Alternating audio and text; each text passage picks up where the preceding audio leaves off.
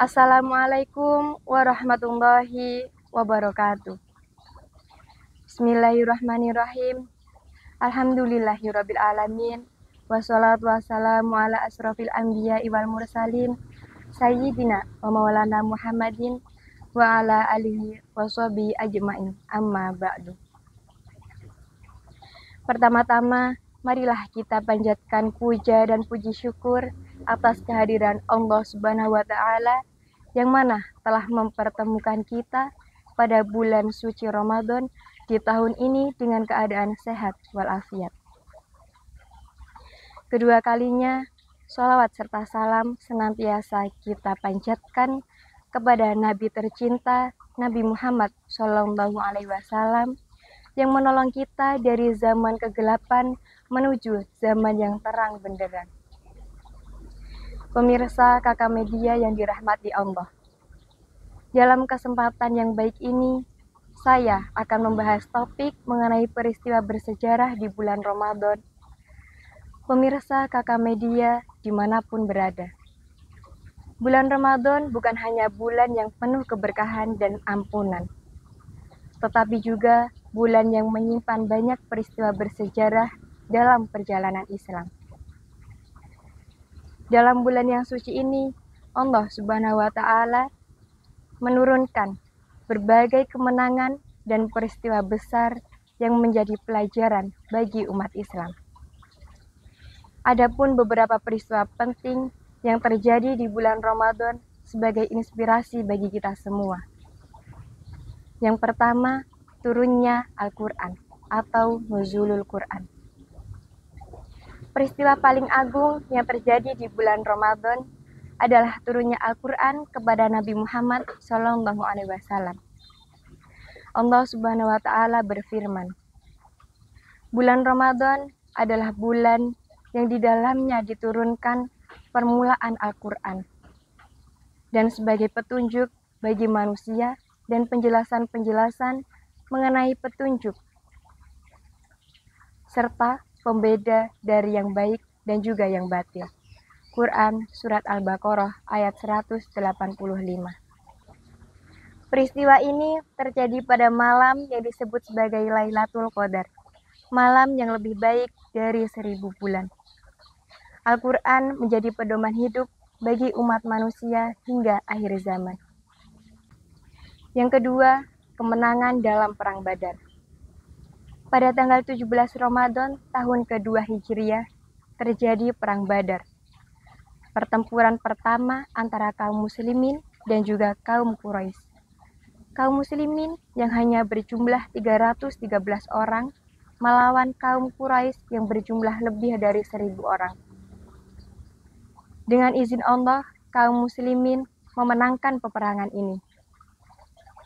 Peristiwa ini mengajarkan bahwa iman, kesabaran dan doa adalah kunci kemenangan dalam setiap perjuangan.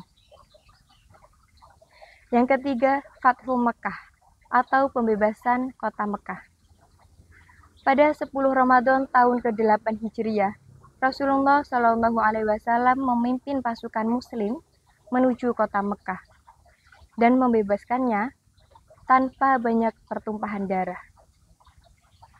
Rasulullah menunjukkan akhlak yang mulia dengan memberikan ampunan kepada penduduk Mekah. Meskipun sebelumnya mereka memusuhi Islam. Peristiwa ini menjadi bukti bahwa Islam adalah agama yang mengutamakan kedamaian dan juga kasih sayang. Yang keempat, wafatnya istri dan putri Rasulullah SAW.